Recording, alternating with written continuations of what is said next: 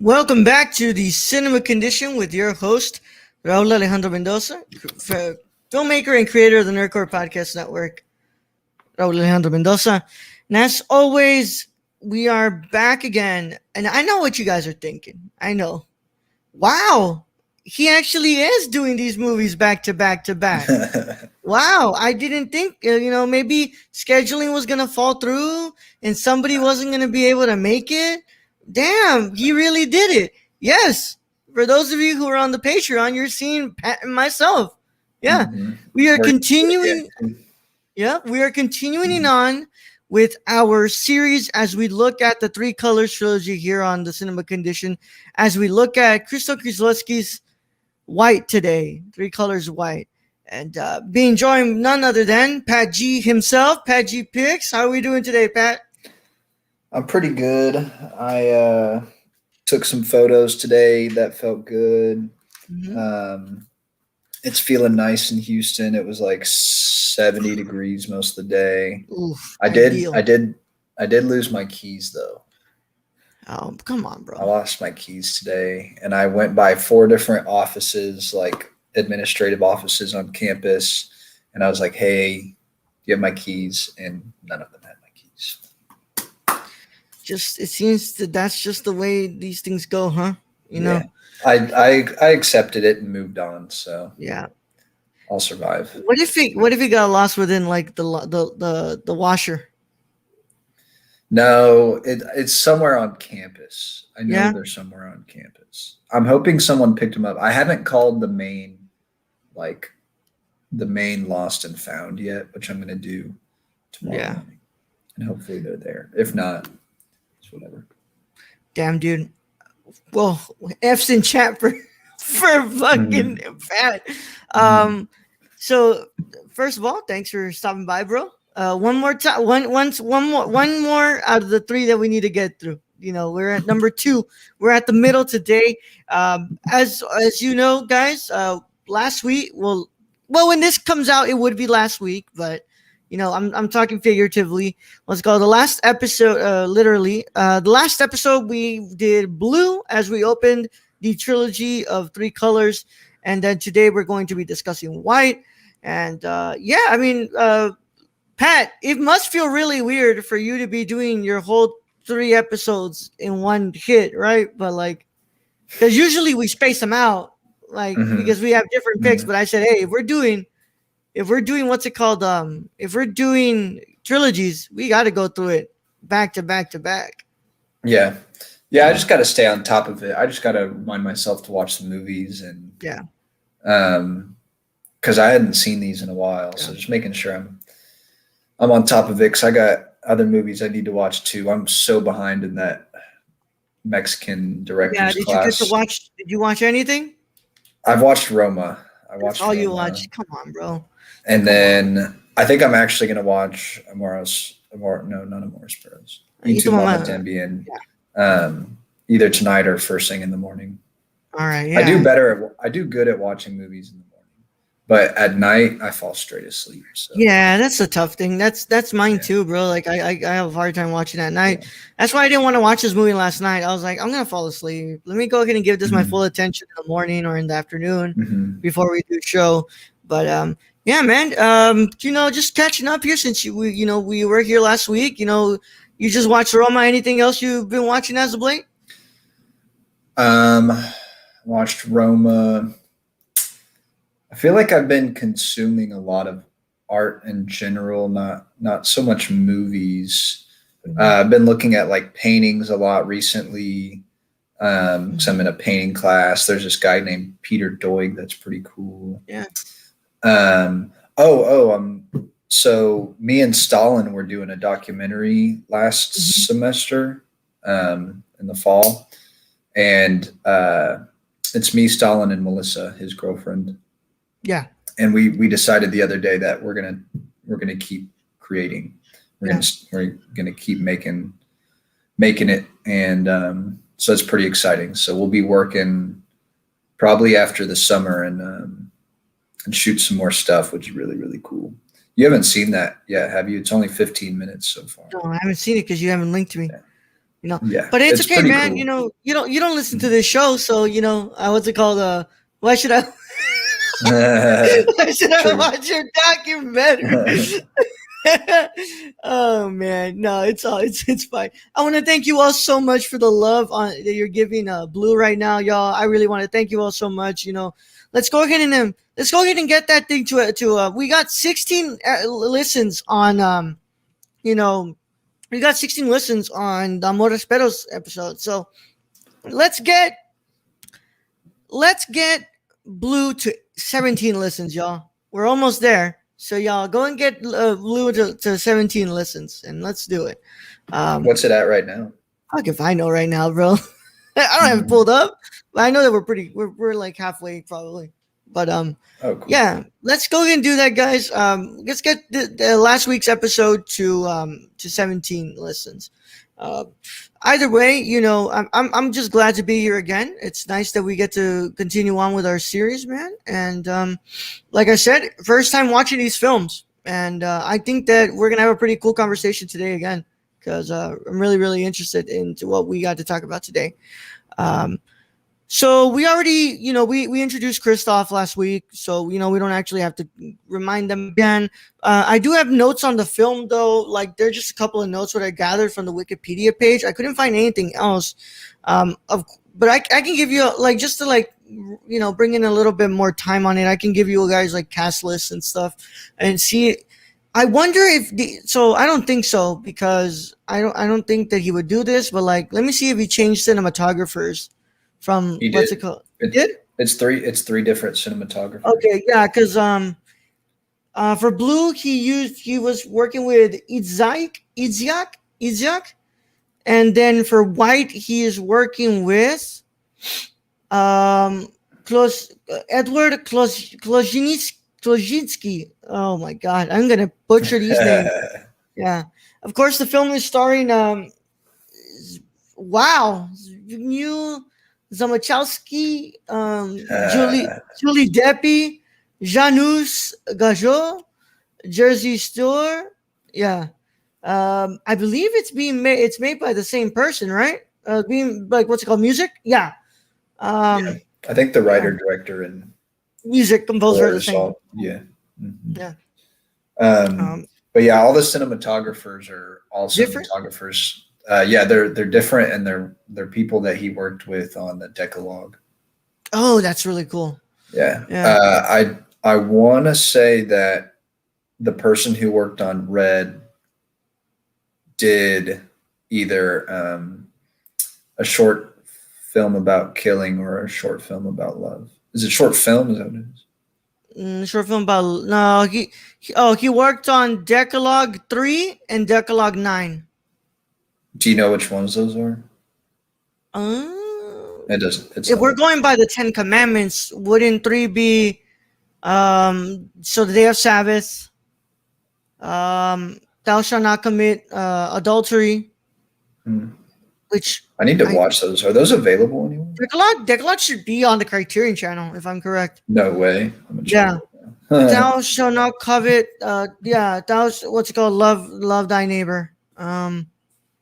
I don't know, but I can. That's for Red. I wonder if this one, what's it called? This isn't usually how we work within the cinema condition, y'all. But we usually do. What's it called? Our research after, but we seem to not care today. We were just Hold on. Let's see. Cinematographer, his filmography. He doesn't even have white in here. Damn. All right, whatever. So yeah, that's those cast, and of course, same writer, same director, same writers, directors, music composer, but different cinematographer. This is the second film in the trilogy, and this film is representing the revolutionary ideal of equality. This was the Polish entry for the best foreign language film at the Oscars at the time, but it did not get nominated. Kieslowski, just like for the last one, he won the Silver Bear for this film at the for Best Director at the Berlin International Film Festival, and that is literally all the notes I could find on this. Production notes.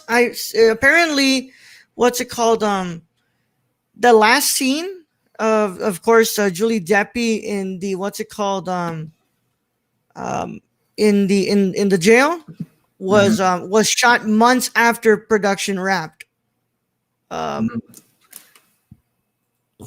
Excuse me. So it was shot months after the rest of the film and was intended to soften Dominique's image. Kieslowski had said that he was dissatisfied with the ending shot previously and wanted her to seem less of a monster. And I feel like he kind of did like make her seem less of a monster in that last shot. So yeah. I mean, without a further ado, Patrick, I mean, it's kind of weird that we don't have to introduce the filmmaker, and you literally were here last week, so I can't ask you what you've been doing since the last time you've been on the show. So it's fine because we have another trilogy in this season, and then we have a trilogy next season. So like, it prepares me for the possible awkward silences I'll have in the next ones. But yeah, let's get ready, guys. Let's go ahead and get started with our conversation on Three Colors White. All right, Pat, this film we're looking at, very different from last week's film. This film, well, first of all, we don't open with like a cool ass motorcycle shot. We don't, we just open up with a suitcase going around like the spin stuff at the airports. I don't know, the carousel thing. I don't know how you call them. Conveyor belts. Conveyor belts, I think. I don't know, bro. We're filmmakers. We're not engineers. We're looking at a package. First, you kind of think that what the fuck is this for? Like, I thought, it's, and then of course we learn more towards the film progresses that there's somebody in that fucking suitcase. And we're looking at the story of a man, a very shy man who is getting divorced by his wife, and what's it called, goes on a journey of going back home to Poland as he tries to seek revenge on trying to reaffirm his life and trying to seek some sort of solace in the life that he's living at the moment, being single and missing his wife and not actually having as much of a say in wanting to wanting to divorce his wife. But yeah, I'll say this because it is my first time watching this film. I'll go ahead and give just a mini review here. I like this one. I don't like it as much as Blue, but I really do appreciate this one a lot. The cinematography here is just incredible. How come you don't like it as much as Blue? I think Blue is a lot less subtle about its themes. Its themes are very open. Here, it's like its themes are kind of meshed into like the different tones that we're kind of balancing here. Like, we kind of have a comedic feel at times, but we also have a very serious feel. And, I think that we're trying to balance two different tones at the same time. But we still have a movie with a lot of really interesting themes within it. I just think that personally, my taste, I liked Blue more, especially with Juliette Binoche's incredible performance. But Blue. I feel like it's like more my style, maybe of movie. Just like it feels like it experiments a bit more. There's definitely some interesting things going on with this film, though. Like maybe more so with the actual storyline, but with Blue, just like the way that the pool is. I know this is on last week's episode, but the way that like the room and the pool is like just all blue, and like these flashes that she goes into, and it's like seems like they experiment a little bit more. Yeah. Well, I mean, I feel like we have that in this film, but it's not inside interiors or in the exteriors, like when he first gets to Poland and when they take him up to the mountain to like open the suitcases and the whole mountains are just filled with snow. And then where him and Mikolai, are running around, they say that like, they're feeling like kids again. They're in it's like a snowy area, which beautifully shot. Or the very not so subtle representation of a climax when Julie Deppy and when Yeah. Cajo and Dominique are having sex, and then we just have the black, and then it just pops in with a big white when you hear her climax. Like, yeah, I feel like we're doing that, but within like sort of exteriors and minimal interiors in this film. But I True. still think it's pretty good, though. I think it's pretty good, and I really liked it.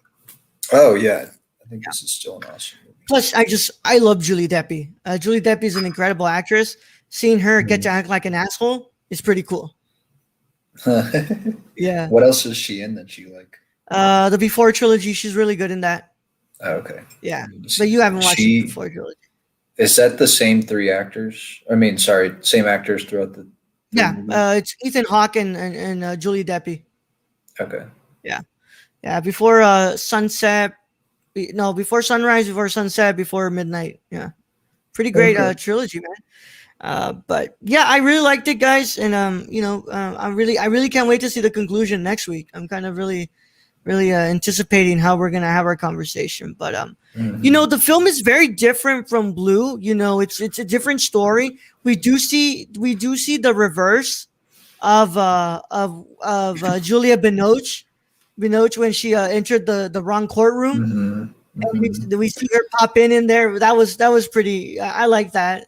Yeah. I wonder if there's one for Red, or if just like it's a completely different film within the what's it called, the trilogy. But I think that that there's a lot of interesting stuff here.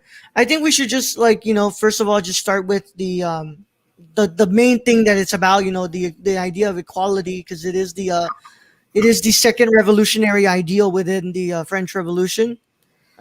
So here it took me a minute to really to think about what does equality mean within this film. Because there's a lot going on. I mean, you have a man you have a Polish man who's an immigrant who doesn't have a passport. We can look at it interiorly. We can look at it, face first, and think about it like, this is a lot about like an immigrant's tale and how this man, has to hide who he is at times because he can't get into his homeland, or he can't go back to his homeland, but then he can return with his wife. But there's also other stuff within here. But I'm thinking about what equality means. I look at this and I feel like equality within this film is the sense of like how we want to be perceived, how we want to be seen, how we want to be loved, how we want to be cared for, and how sometimes we're not given that equal opportunity from others, and it causes damage that is hard to distinguish. What did you think the ideal of equality meant within this film to you, Patrick? So I like how you talked about how we want to be perceived. I think that's how I perceive the movie. For like Carol's actions, it's like him trying to find like some sort of justice or like equality with how his wife just like left him, and he feels very small now because he doesn't really have a home. He doesn't have a lover. Doesn't really seem like he has anything. Doesn't have money. Doesn't have a bed. Doesn't have anything. Yeah. Yeah. The first third of the movie, and then it seems like equality's a weird word, but it's like it seems like he's trying to equal out the circumstances from like being at the lowest of the low. He wants to somehow get to the highest of the high throughout the movie, so that he can kind of like equal out what he's experienced and like cancel out, I guess, in some way the bad experiences. So I guess that's where I see the equality coming in, with him working and doing all these things to try to better his life or make him seem more powerful, as opposed to the poor guy playing the comb harmonica in the subway station. First of all, I just love that whole thing where he's just like there, and the guy comes up to him and he's like, "Is like I know that song," and then he Mhm. plays a different one for him, and he's like, "I don't like that song." That's really funny, and that's where the comedic aspect of the film comes in. I mean, you get in the first 10 minutes when he's waiting outside the courthouse, and just the pigeon shits on his what's it called Right. on his shoulder, but Mhm. yeah, I mean, I look, which by the way, another instance of the color white within this movie. Um, but you look at it. Yeah, I was like, you look at it, and like, like the sense of equality. I mean, you look at it like we could also take it more in a literal sense. There's the idea of economic equality here. Like, what's the reason he goes to become a bodyguard? Tells him, well, it's hard for me to make it in my line of work. Like, it takes years, and it's like there's no really like Right. sort of like ground that you can rise up. It takes too much time, and I kind of need the money right now. you know you also have just of course the way we want to be perceived as humans and the way we want to be treated, because so let's go ahead and say this. Julia Deppi's character, Dominique divorces Caro because the marriage was not consummated, and then we see multiple instances where Caro tries to, or like spoken or visually seen, where Caro tries to have sex with her, and he can't. But throughout the film, we see that Caro is a pretty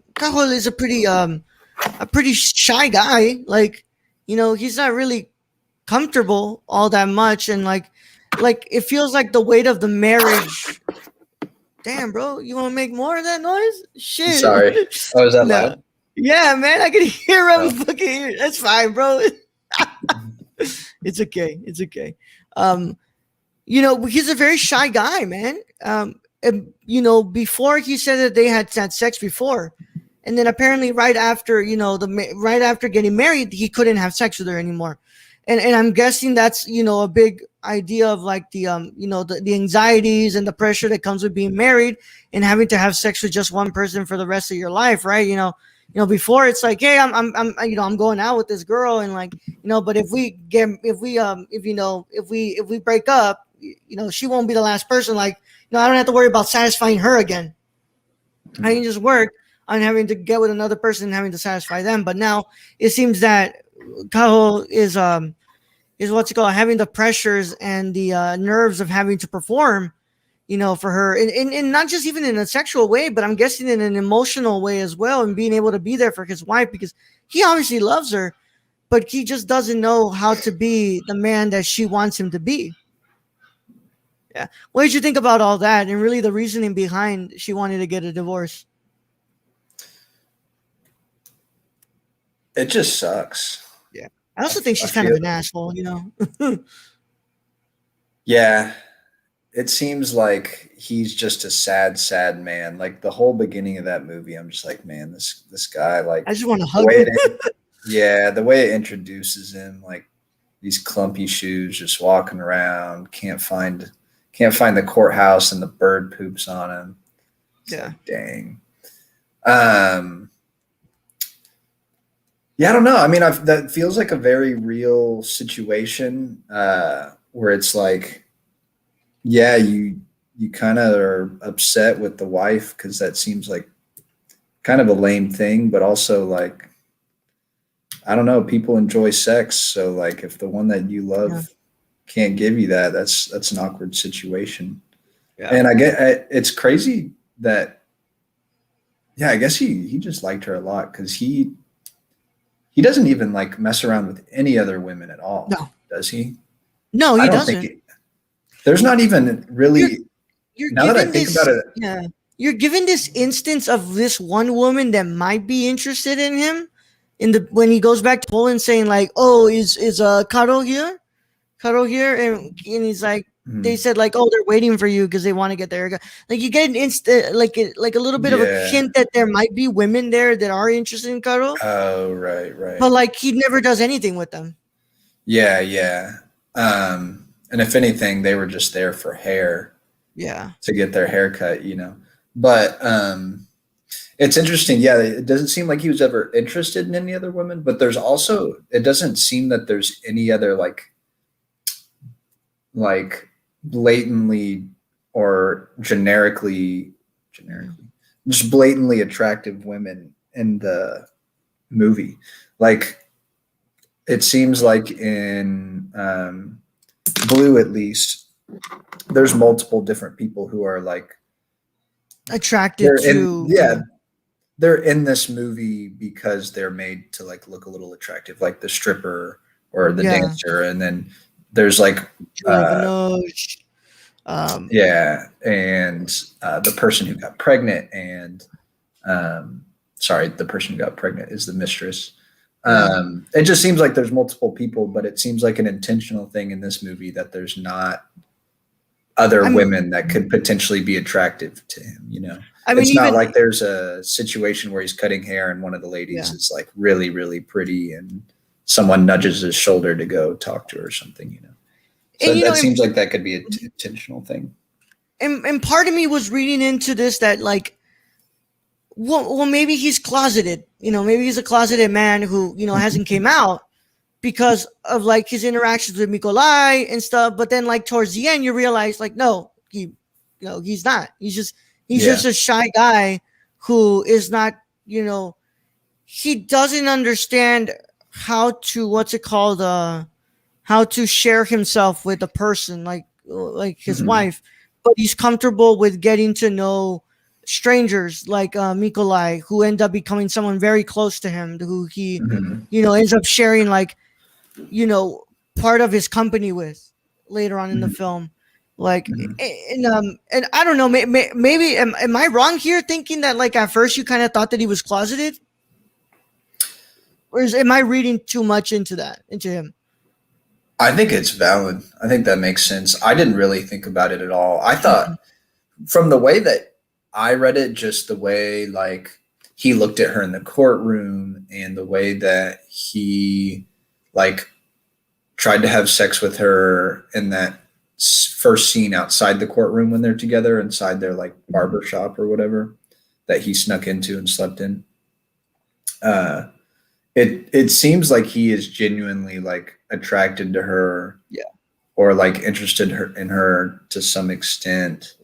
But just can't do it, man. Like he's just he's nervous, you know. Yeah, he's nervous. He's anxious. He can't wrap his head around, you know, being the man that she deserves. And it's pretty badass when he does, though. Oh yeah, no, man comes in. He's like, it's a pretty cool scene. Yeah, he's just like laying there, and he's like, "Now I'm ready to fuck." Now that I'm dead. Yeah, now that you went to my funeral, I saw you cry for me. You know, now I'm ready to fuck, and then I'm gonna frame you for my murder. Yep, that's the equality right there. That's the equality. But yeah, I mean, it's just it's interesting. Like, of course, the actor plays him really well, and just how like we see this interesting growth of this man who's just trying to take his life back because, like, you know, and I understand, man, like he barely even knows how to communicate with his wife because he doesn't really know French all that well, and she doesn't know Polish. You know, he what's it called? He doesn't know how to communicate with his wife. You know, literally and figuratively. Excuse me. I don't want to burp into the microphone. I just ate pizza, so I'm getting a little, you know, what's it called, burpy. But you know, he doesn't know how to communicate with his wife. You know, what's it called? Figuratively, like, you know, literally, like communicative through the language, or you know, emotionally communicate with her. You know, he doesn't know how to satisfy her. You know, not just you know, sexually, but you know, in a way that where they can be satisfied within their marriage. But also, you know, Julie Deppi's character Dominique isn't the nicest person. You know, Dominique tries to frame him for burning the house alive, and you know, I'm not gonna say that you don't have the right to divorce somebody when your needs when one of your needs isn't being met. But also, you know, you should work through that, because like that's kind of a thing that you work before going straight to the courthouse to get a divorce. Yeah, like that's a little bit extreme. But Yeah. we kind of also see it turned around, and Caro takes Dominique's position within the marriage, and Caro takes kind of a, what's it called? Dominique takes Caro's position, and then when the ending happens, the roles are reversed once again, and Caro is just back at where he was before. But yeah, I thought it was just interesting, the whole sense of equality here, because it's kind of like in Blue, where it's like not a literal sense of liberty, like being free to do what you want, where more that was emotional liberty. Here we have more of like an equality of trying to just be being seen for the person that you are and the person that you want to be, instead of being tried to be molded into somebody who you don't want to be. Just being equal to your partner and being seen as as you are, not lesser or more than who you are. Mm-hmm. Yeah. Mm-hmm. So and I think we already kind of got into it, the needs of a human, because like, what's it called, we all want to be loved in one way or another. We all want to be cared for. We all want to be cherished. We even though you all might be around here saying like, oh, I don't care what's it called, what they think about me, and it's like, to an extent, yeah, you don't, but like, part of you still cares, what the people closest to you think about you and the way that they express their love to you. And in a sense, Caro very much cared about his wife, loving him for who he was. And when that couldn't be done, he just kind of fell between the cracks and completely changed the person that he was. Mm-hmm. Yeah. What do you think about that, Pat? How do you want to be loved, Raul? I just want to be seen as the person I am, bro. Yeah. Just would like to be seen as the person I am. Disabled man, disabled Mexican. That's all I want to be seen as. Yeah. Just a little old disabled Mexican, Brownsville, Texas. Bro, you're not supposed to be giving out locations like that, bro. Oh, from New York. Atlanta, Texas is the location we use. Yep. But yeah, what did you think about that part that I'm bringing up? So you're just kind of asking like how it is that he attempted to be. Well, yeah, no, I mean, like how or- the needs of us as humans are kind of shown within the film, and like, what do you think about that? Like, because like, what's it called? Like, just how our needs, like how we want to be loved, how we want to be cared for, and like, all that. From what it seems, all that Caro wants is for Julie Depp's character, for Dominique, just to accept him for who he is, accept him for the shy man that he is, who is trying to work on being a better, being better in meeting her needs in her marriage. Mm-hmm. But Julie Depp's character, Dominique, doesn't seem to have the patience for that. Mm-hmm. Yeah, and it's good that you say that, because like there is a point where he becomes very wealthy and powerful, and it seems as if he could, go to her then and be like, look, here I am, all powerful and rich, won't you take me back? But he instead does the whole plot where he pretends to kill himself and gives the money and stuff away. But yeah, that goes to show that like he wants her to see him as, I think, someone who I think can be successful and but is still himself and not like this powerful rich man. Instead of approaching her and saying like, yeah, I'm this powerful rich man, blah blah blah, like look what I have. He got to that point and then he like took it all away from himself, and I thought that was really interesting and very humble move of Mr. Carroll. But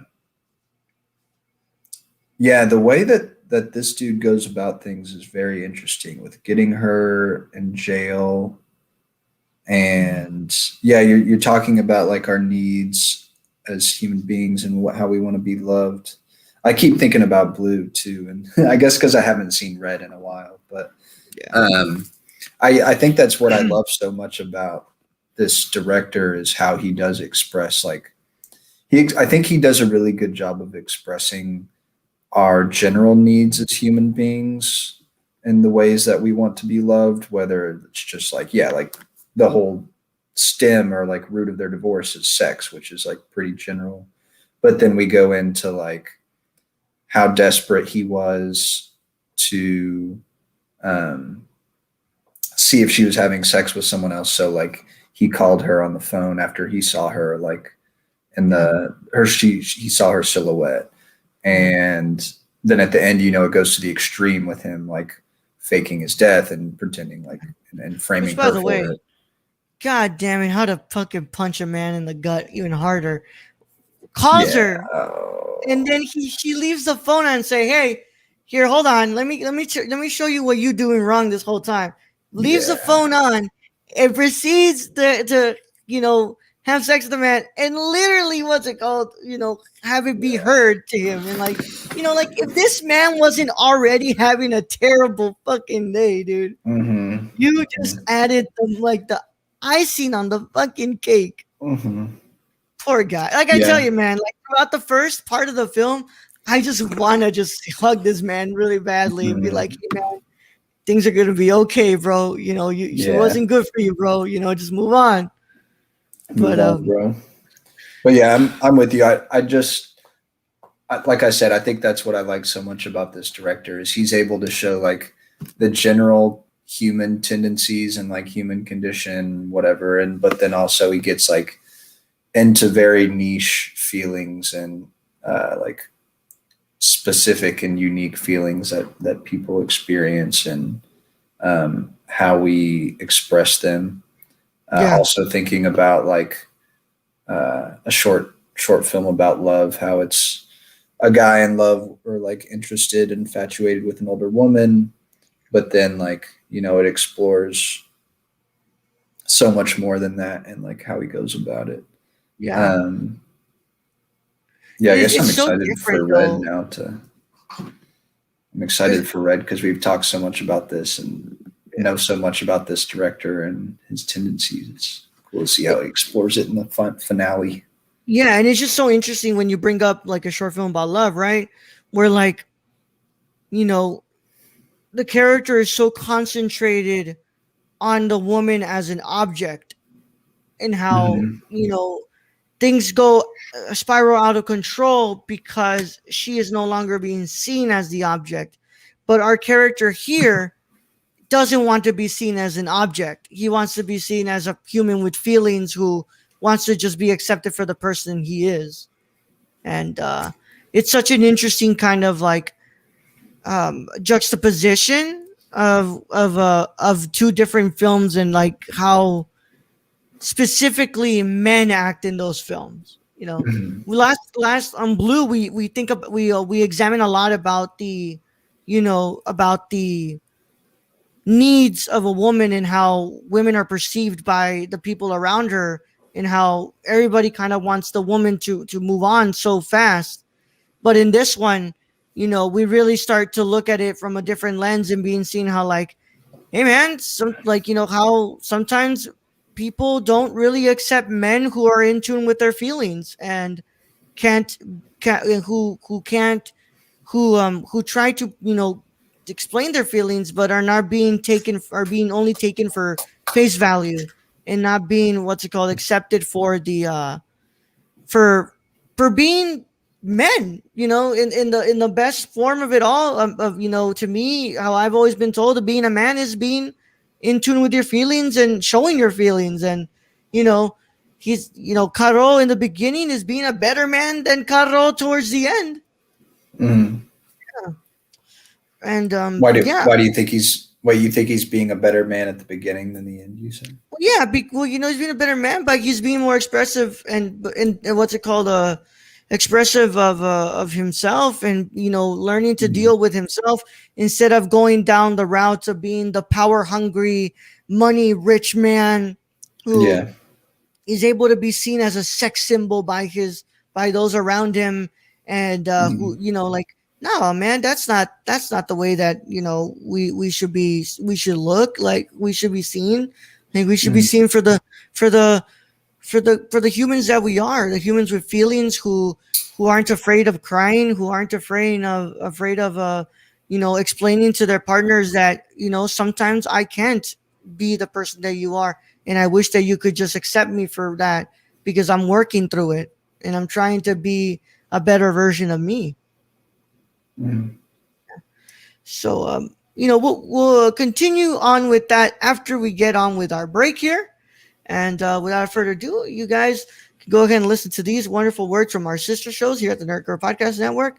And we'll be back with continuing on with our conversation on Three Colors White. We'll see you after the break. Hey, I'm Raul Alejandro Mendoza, and this is Jabril Newton. And we are the hosts of High Flyer Radio.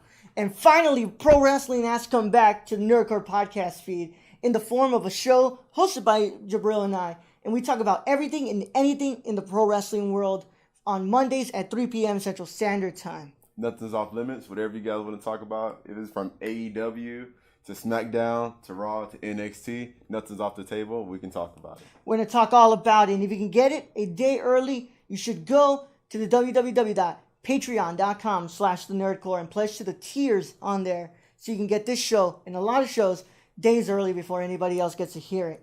But enough talking about it. We'll go ahead and see you there at the Squared Circle. Oh, yeah. Don't tap out. Tune in. Hello, guys and gals, and you're listening to The Ladies of Nerdcore. I am your host, Daniela Nunez, and along with my amazing co-host, Ashley Garcia, we discuss many things like social impact, pop culture, political realms, and any controversy surrounding the Nerdverse. Tune in and listen to us bi-weekly on the Nerdcore podcast feed, and we will love to chat and hear your thoughts on our wonderful show. And thank you again for listening to The Ladies of Nerdcore. Hey everyone, my name is Raul, the Nerdy Chicano, and I am the host of The Impaired Files. The Impaired Files is an interview show brought to you every Thursday on the Nerdcore podcast feed. And I interview people such as filmmakers, content creators on YouTube, and podcasters like Colton Geschwander. And if you want to listen to that early, a whole week early, all you got to do is go to the Patreon and pledge to the $1 tier. And if you want to listen to it with the general public, then go to Nerdcore podcast feed on anchor.fm/the Nerdcore. And the case is closed, but it's not classified. See you guys there. Hey, it's Ashley from the Gamer Core. You may remember me from such episodes as Big Screen Mess, Mo Money Mo Platforms, and Brad Can Read.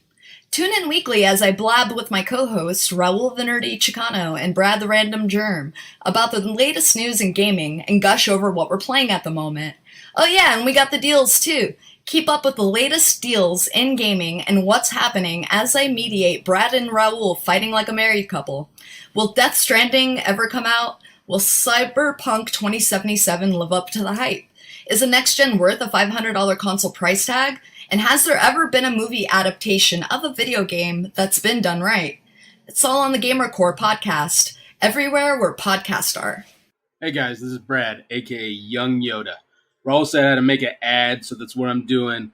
It's supposed to be for Unstructured, but as you guys know, you can freaking catch me everywhere when it comes to this podcast feed. You can find me on the Nerd Cores, on Gamer Cores, on Nerdy Chicano sometimes when I get lost. But for this particular one, I want you guys to go check out Unstructured. The Raul gave me free reign to do whatever I want to do. I don't know what he was thinking. So go hear me talk about LeBron James and Taco Tuesday, vaping, so many other freaking weird topics that chimichangas, that's a good one. Shout out to Deadpool. And yeah, I guess this is the end of the ad. So if you guys want to find me, you can find me all over the place on this podcast feed. Anyways, thank you guys for listening. I love you all. And nerd up. Hey everyone, I'm Raul. And I'm Brad. And we're the hosts of the Nerdcore Podcast. The podcast that talks that nerd. Not on this ad, right? Not and on this one. We come to you every Monday, Tuesday, and Saturday. On the Mondays, we talk the news. That's the box office, the news of the week, and your trailer talk if there is any. And on Tuesday, we have our theme review. And on Saturday, you have a Saturday morning review, usually movies that have come out in the week or anything we want to talk about. Right, Brett? Exactly. Whatever we want to talk about, this is our show. If you don't like it, then you don't have to listen. We're the flagship show of the Nerdcore podcast feed, and we can be found everywhere you can listen to podcasts like Stitcher, Apple Podcasts. So if you want to talk that nerd stuff with us every Monday, Tuesday, and Saturday, make sure you tune in. And Brad? Young Yoda out. Welcome back to the Cinema Condition. Back again. So sorry, guys. I've been having a pretty tough week with my throat for some reason. I think it's just recovering from the vaccine side effects that I got. So just sorry if you hear me just go ham on this microphone with my clearing my throat. In fact, Pat is laughing because like he's heard it already. Oh yeah. Yeah. Thank you all so much for sticking with us after the break. As always, you know that you can check out those shows on anchor.fm/thenerdcore. And you can go to the podcast feed on Apple Podcasts and give that a 5-star review, along with the current season of Cinema Condition. Go over to the Apple Podcast feed, drop a 5-star review, tell us how we're doing. Do you like having Patrick for 2 episodes back to back? Let us know. That's where you can let us know. 3. Next week it'll be 3. But let us know what's up, and let us know if you like the idea of us doing trilogies on here, or you want to see that change. You just go show us some love on the Apple Podcast feed. As well, you know that the Patreon is the place to be. You want to be on the Patreon because that's how you get the video version of this podcast. That's when you can see what I told Patrick to stop moving with the thing that was making a bunch of noise, and you just see him shift around something. You get to see us. We're looking pretty good today, right, Pat? Oh yeah, we're looking fly. We're looking fly. So you want to go over to patreon.com/nerdcore CRPS. You donate just $1 and you get all these episodes. They're streamed live for you. The video versions are up after there. You can access them whenever you want. You get the episode a week early before anybody else can listen to it. It's a pretty cool deal I'm giving y'all. And yeah, so as always, patreon.com/nerdcore CRPS. That's where you want to be, baby. All right, let's go ahead and get back into this conversation about Three Colors White. So I've got a couple of stuff left in here. Pat, you got anything that you wanted to bring up? Anything that you jotted down as notes? You notice anything in this film? So one thing that I thought was interesting was you mentioned earlier how this beginning is very different from the beginning of Blue with the suitcase. I was watching Kieslowski talk about the beginning of each film, and he said that they're all similar in that they portray like some sort of like human technology or like technology that we've created that humans use quite often in like a kind of behind the scenes sort of fashion. He didn't get a whole lot into the intention of it, but he just talked about how he thinks it's interesting how we have these like machines or technologies that not too many people really understand how they work, but we use them anyway. So like the beginning is like, it shows like the underneath of a car and the wheels, and it shows like some things like leaking. I think it's like maybe brake fluid. I don't know. Breaker fluid, yeah.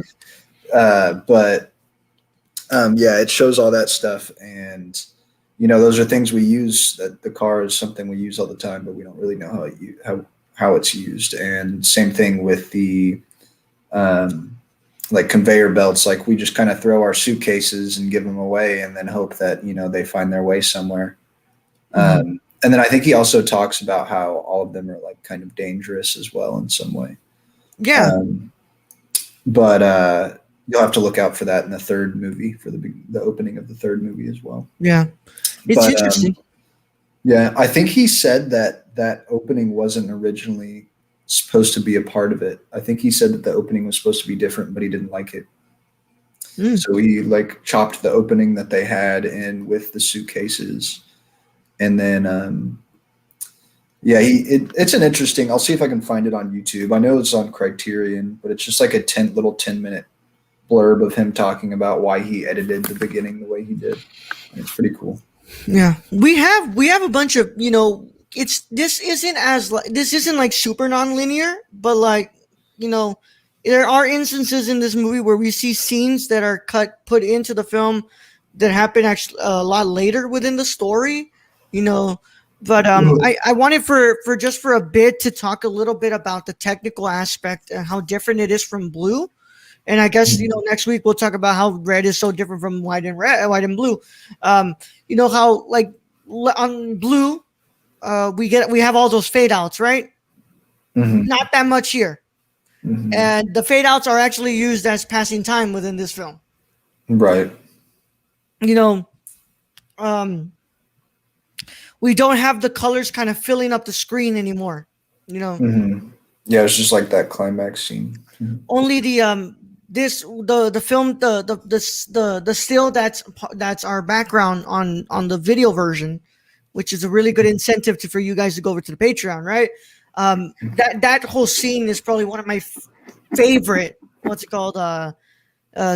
sequences within a movie. Just the camera just handheld going up and then it getting so close to them.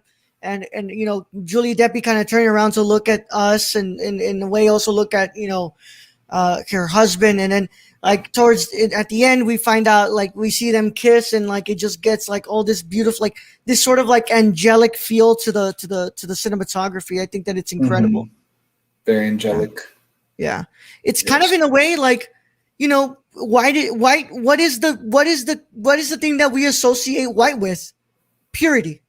We associate white with purity, and we somehow believe that the person that we're marrying, the person that we're spending our life with, are pure. And sometimes they're not. Sometimes they're not the people that we think they are, and then somehow we end up becoming the people that hated us. Like, what did you think about the whole technical aspect compared to last film? Yeah, the fades is definitely different. I also noticed that I think they shot that flashback scene in like a slower frame rate.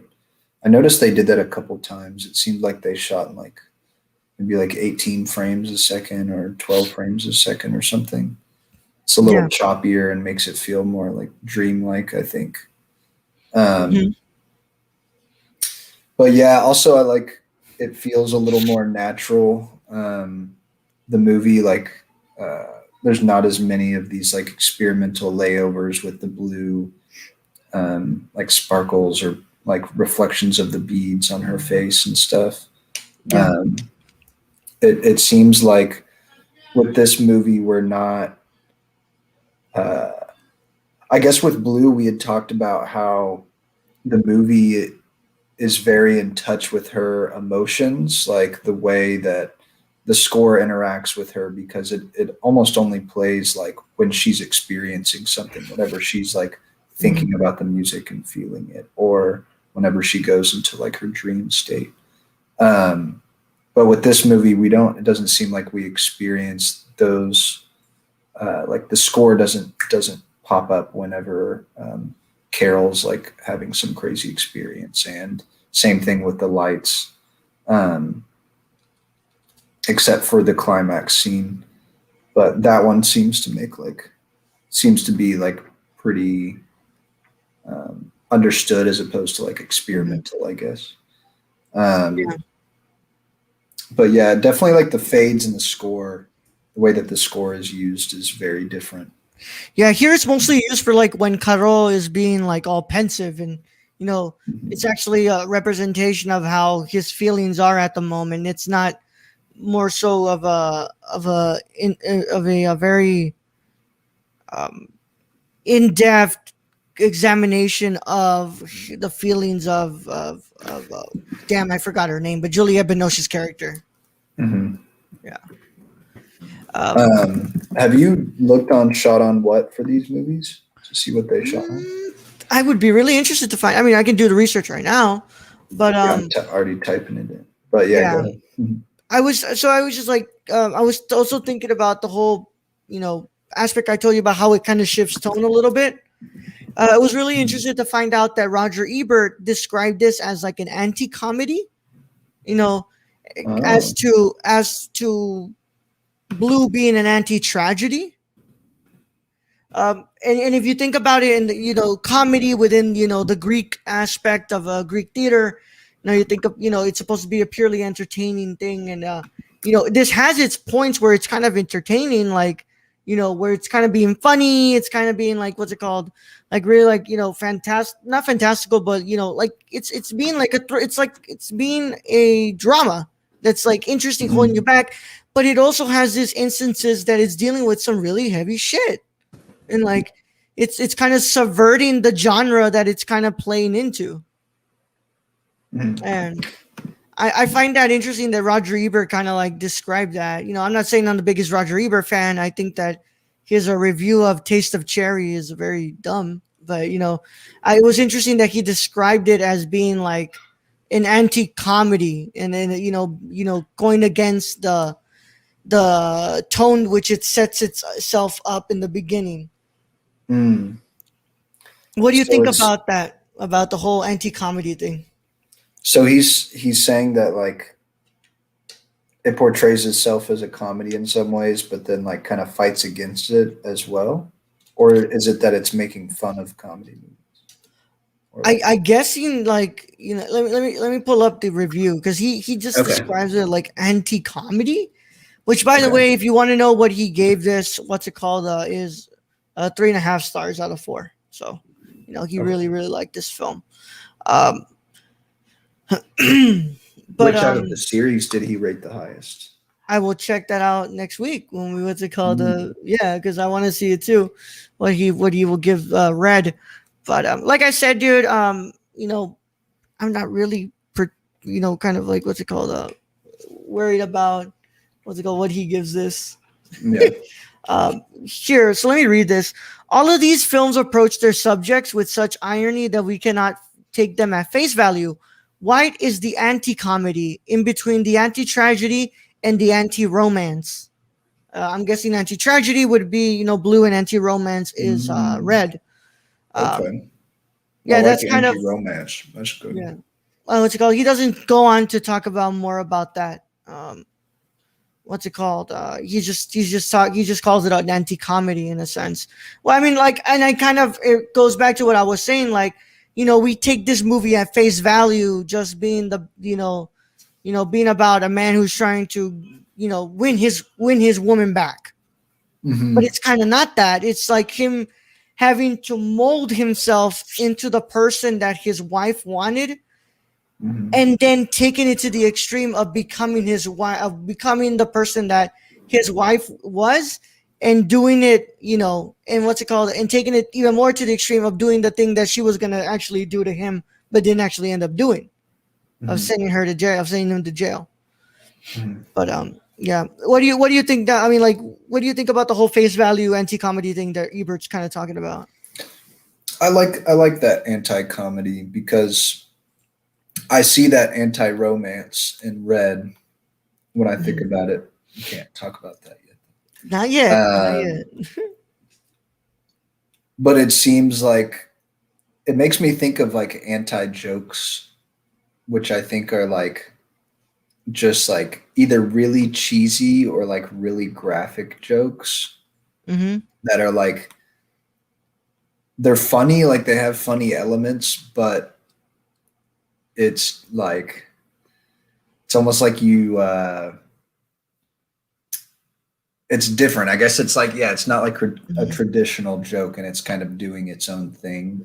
And I guess that's kind of how this feels, is like there are comedic aspects, and like I feel like this character could totally, like, if someone could take the same exact character and make a comedy about it, and there probably are comedies about someone who can't please his wife and is stuck in a train station and has to like fit in a suitcase to travel across a country. Like that could easily be a comedy movie, but they make it, this director is able to like have those same elements as a comedy and turn it into something else with the way that he goes about it and the context.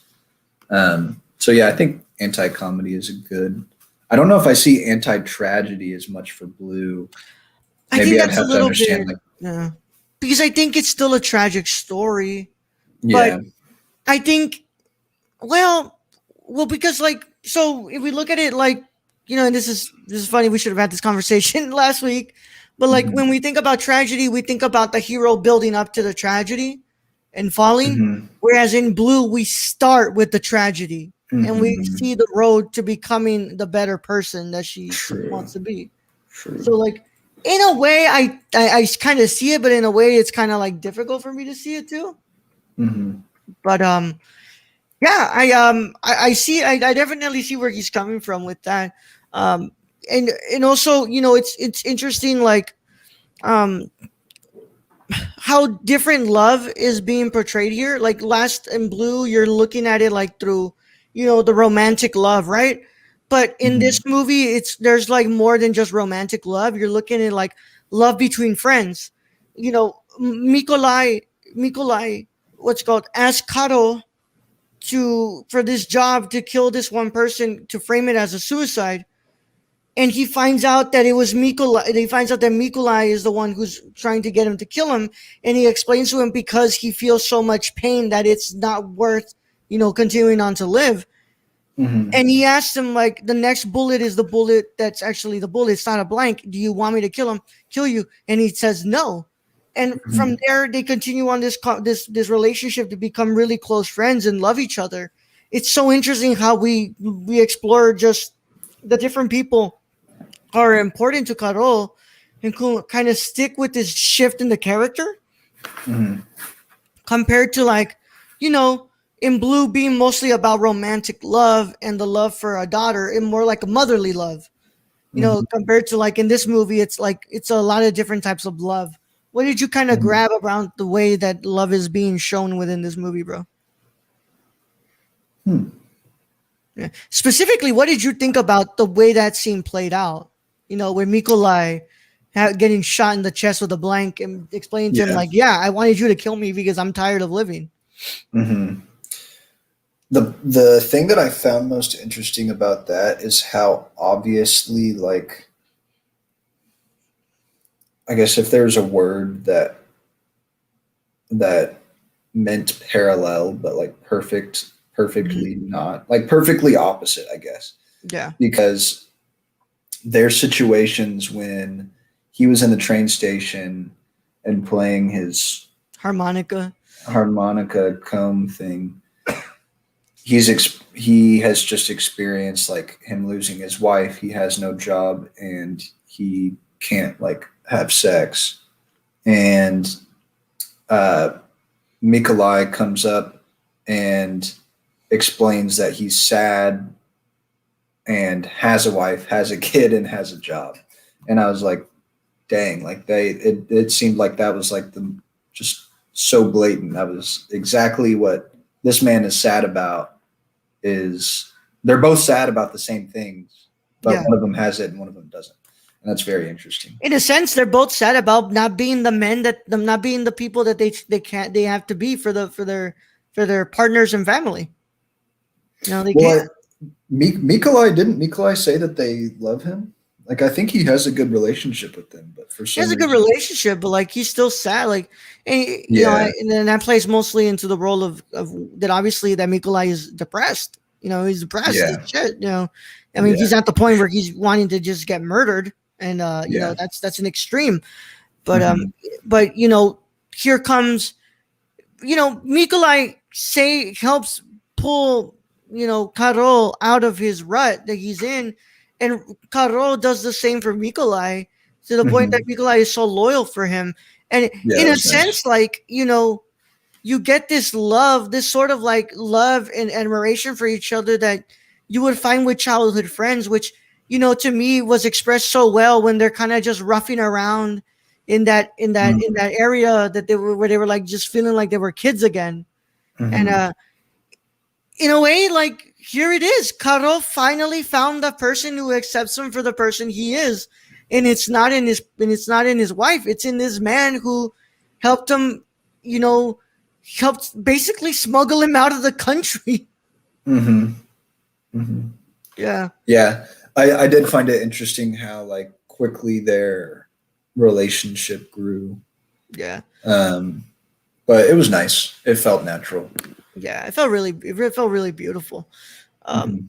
And it felt just like, it felt like a genuine friendship, and maybe that's why I kind of was reading into it like he was closeted, because like at times it kind of felt like Mikolai kind of was like into Carol, and Carol was kind of into Mikolai, but like They got a little crush on each other. Yeah. guys, if I'm wrong about this, like let me know if you all read it too, because I really want to know. Like, to me, it felt like maybe Carol was bisexual or something, because like It's interesting. I may have to rewatch it with that mindset because I don't think that really came across to me at all. yeah, I need But y'all to it makes just sense. yeah, y'all get, and maybe that's an equality as well of being, the equality of being able to love the people we want to love. And how like obviously he I don't know how France is at the time and their stance on all that. Maybe he can't actually be with Mikolai and he has to like Yeah. do this. But like, my last topic is kind of a broad statement, but like how we get to this ending, so Caro buys the properties that the other people were supposed to buy, makes a shit ton of money. He has enough where he can go back to France. He's trying to get his wife back, but he takes it to a step further. He creates his will, and he tries to basically collect the money from himself, but he frames it on his wife, so that way she can get locked up. But before that, after the funeral, Caro is in her bedroom naked, and they finally have sex for the first time, and she goes to jail because he still goes on with his plan. And it's interesting because where we start with Caro being this shy man who was gonna go to jail because his wife was gonna burn down the house and blame it on him. We kind of have Caro in the shoes of Dominique. Dominique is now the vulnerable person who is showing her feelings right to her partner, and Caro is kind of being the asshole who wants to erase that and make her suffer for something that should be just worked out. Like that, I read that part as being like, here's this man who's changed now, but he's changed for the wrong reasons, and he's just like, he's taking it a step further. So like there at the end when he's looking at at Dominique, and Dominique is signaling to him that she wants to remarry him and that she loves him, and Caro realizes like, damn, I made all this progress, changed exactly the person I was, and I'm still at square one. My wife cannot be with me. I pushed my wife away, and in a sense, you're at the tragic place where you started off in. Like you went through this big development, you became this different person, you changed yourself for your wife, and you're still back at square one. What did you think about that? What did you think about the ending? Which, Yeah, by I the didn't way, think about what's that? perfectly shot ending. By the way, just the whole how she looks within the cell bars and everything, fucking beautiful.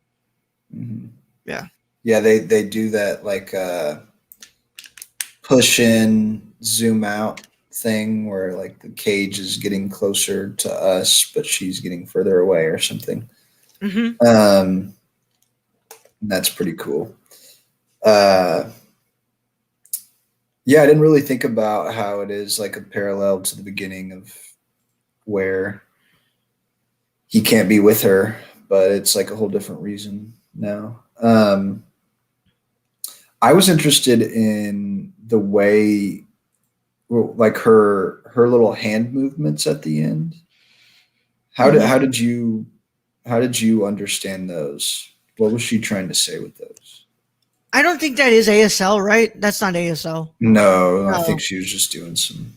I think it was It just wouldn't be kinda, ASL because that's American Sign Language. oh man. There There you go. I'm trying to implement the English language on all the countries in the world. You're trying to do American. American. Talk. Like the first thing she does is like she goes like that, right? Kind of signaling like we were wrong at one point, right? And then she goes like being like, but let's try to fix things in a way and get back together and be the now that we're at different places. I think it's like in a way she was signaling to him that that she wants to be with him and that he loves him. But like obviously, you fucked up because now you put her in jail. And if you were to go and say like, no, I framed her, then you're going to jail. Yeah, There because you just faked your death. Yeah, like there will be no way that you can move on with this with still being able to be with your wife. Like you're gonna be stuck literally in the position that you are right now. Unless you wait for her to be out of jail, which might be a while. Yeah. Yeah, I'm kind of interested in like, I mean, I guess that's kind of the point of the movie, or not always the point of a movie, but to show you or to get you interested in like what happened after, where they went from there. And kind of like, I guess I understand that he was trying to find that equality and revenge and kind of get back at her. But at the same time, it's like, dang, dude, like why? I guess he wanted to be with her. Maybe it's like, maybe because he knew who she was now, that he knew he couldn't be with her forever just because of the type of person she is. Like, doesn't seem like she's someone that can really be trusted. Yeah. And it seems like his move to like put her in jail and be separated like that was maybe hard. I mean, he's obviously crying at the end. And I think that'd be hard for anyone to like put someone that they love in jail, but it seems like, I don't want to say it was a good move, but might be maybe just an easier way to get over her. Maybe it's also a realization that they're just both not right for each other. Yeah. Yeah. And that maybe that, and here we go again, reading into it, maybe it's a realization that, hey, maybe Mikolai is the one that you should be with. There you go. Mikolai is the one who, looks like he actually loves him. But, it's just, it's interesting because, like, when she gets a room and she tells him, like, why were you crying at my funeral? It's like, because you were dead. And we never realized, we don't know if she means because, like, you're finally out of my life or because I was actually sad that you're dead. We don't know. We just know that like what is being said there and like, in the moment. But it's interesting, like, what you're saying too. It's also could just be a realization that like, yeah, like I can't do anything anymore. And like, or like, hey, like maybe she never did love me. Yeah. It's like all these different types of realizations that could be coming up. Yeah. But, yeah, I think that I think also just the whole scene when they're like kissing and just how close we kind of get with the camera, I thought that was just so interesting how we kind of like we're getting really close to kind of really feel that intimacy at times, but it's obviously that's not what I think that what's happening there is not love, it's more so lust and infatuation, but yeah, it's just that ending to me is just perfectly shot, just so beautiful. And yeah, you have anything else you want to bring up, or can we end the conversation there? So we didn't bring up the person recycling, the old person recycling in the recycling bin. Do you remember that scene? The guy in the beginning? So yeah, at the beginning, Carol is sad, I think, after the divorce hearing. And he's sitting there and he's watching this old person try to put a bottle in the recycling bin, but it's just like barely too high, so they're struggling. There's that exact same scene happens in Three Colors Blue. I did not know that. That's really that's really interesting. Huh. And I haven't ever looked into it, but yeah, I'm interested to see like why. And I kind of want to go rewatch Blue and see if it's like the same person that they had putting the. Yeah. Do you think that's Christoph's? Do you think that's Christoph's cameo? No, it's like an old hunched over person. Yeah. That would be funny though. Yeah. But it's very, very specific because in both of them, it's like an old hunched over person that's struggling in like the exact same way.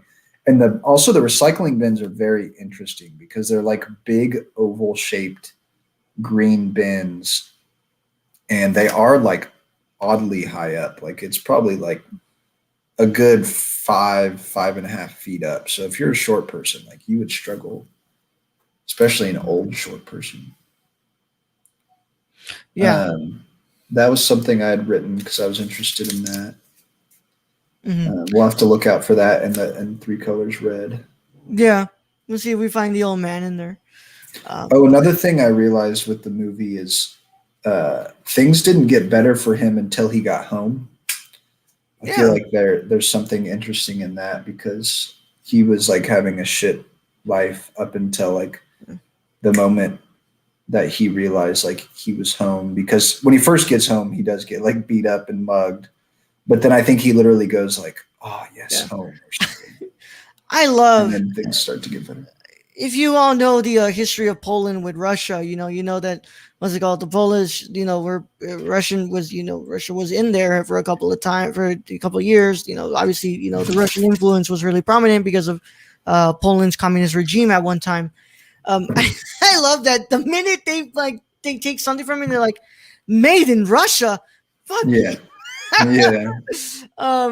But also, like that's kind of what I've meant within Karol being like, this outsider within France. Like he's obviously an immigrant from Poland, and like if this is examining, Poland after the communist regime, you have these people who are kind of like, what's it called, who are kind of like fleeing this totalitarian government, and he's in a country where he's like safe to an extent, but he doesn't feel like he's home, and he goes back home and he feels like at home, and what's it called, and also it's just an interesting kind of like thing, like what's it called, when he gets to the bar or whatever it is where that they work at, or I don't know what it is, and like he's like, you have a neon sign, and the guy says like, yes, this is Europe now. It's like, yeah, here it is. Our country has to change so much to fit the ideal of this union that is going to be created soon, and kind of fit into the Europe, the more so Western European look of Europe, instead of constantly how Eastern Europe has been ignored by Europeans for so long, and kind of being looked at as like as inferior to Western Europe. Yeah. So Interesting. And I found that really. Also, I just, of course, the neon sign is in red, which there's your color for the upcoming film. I was like, yeah, that was pretty cool. But yeah, I think a lot of that has to do with just Karol as a Polish man who obviously doesn't feel like he belongs in France, in which once again, that is one of the ideals of human needs of humans. We want to belong somewhere. And I speak to you as a man who is of a culture that day in day out in this country has been made to feel like he doesn't belong here. And I think that's another big conversation that is happening within this movie, of this man who is kind of like, you saw it in the beginning in the courtroom. They're like, he even asked the judge like if he's treating him differently because he can't speak French and because he's Polish. And the judge was kind of like, no, like whatever, like pushing it aside. But like, also if like what's it called, France's like, history with, immigrants and kind of forcing this, forced assimilation within France. It's just, I think that was mostly, what's it called, Karol going back home and feeling like he finally belonged somewhere. Because he obviously didn't feel like he belonged in France or with his wife, or like he was being treated like an important person. Yeah. I don't know if you agree with that, but yeah, that's kind of what I read into it. No, I see that. Yeah. Yeah. I'm with you. All right, man. Well, other than that, like I kind of brought up everything. I just, I'm really interested to see where we go on from here to the finale. I also just Yeah. found it really interesting, like what's it called, just how different this movie is from Blue. You know, not just thematically, but you know, in its filmmaking aspect. You know how different it looks and how different it's being created. But we still have those things that make it look like like the film before it, with like the close-ups and stuff like that. So, Pat, thanks for coming back on, bro. We're gonna be seeing you next week. Of course, you don't have to choose your movie until next week when we decide what's gonna be the next movie you'll be doing in season 3 when you come back. But for the people who want to know where they can find you, you want to let them know where they can find you? Yep. Find me on patgpics.com or my Instagram, which is also patgpics. Posting photos, working on a photo book right now. I'm selling prints. So if y'all ever want to buy some prints, come through. patgpics.com. Yep, patgpics.com. I also just made like a darkroom tech. I finally put that up. I think it's the same thing, like patgpics.darkroom.tech or something. Dot tech. Yeah. Yeah. Go check that out. Yeah, trying to sell some prints to try to get money to make that photo book. So I'm excited for that. Is it Raul's a gonna be photo? in it. Is it a photo book or is it like a Zine? It's I think it's gonna be like a photo book. Okay. Yeah. It won't I don't think it'll be super nice, but I think it'll be me just kind of experimenting with like pairing images together and kind of curating something. Yeah. Yeah. Well, as always, bro, I love having you around, and I thank you for being here. We will catch you next week when we finally discuss the third film in the trilogy as we look at Red. But as always, you all can find me at The Nerdy Chicano on both Instagram and Twitter, twitch.tv/The Nerdy Chicano. You can go and search up my name on YouTube. You search up RaulAlejandroMendoza.com and you find my channel. You subscribe. You turn the notification bell on. You get me to 100 subscribers so I can have my custom URL and we don't have to make the ad this long. So, and I got a website too, RaulAMendoza.com, that I don't plug as much as I should, because that's where you can actually hire me to do things, because I haven't done this in a while. Your content is good, but it can be better. Get me some editing jobs for you. But as always, you can find me on the Nerdcore podcast feed all the time, doing a bunch of stuff on there. But we will catch you guys next week as we look at Three Colors Red. And for now, I don't have an outro, my friends. I just tell you that I hope you all have a wonderful remainder of your day, night, whatever your time you're listening to this. And I hope that you are safe. And I hope you know that we love you. We'll see you later. Goodbye, y'all. Peace.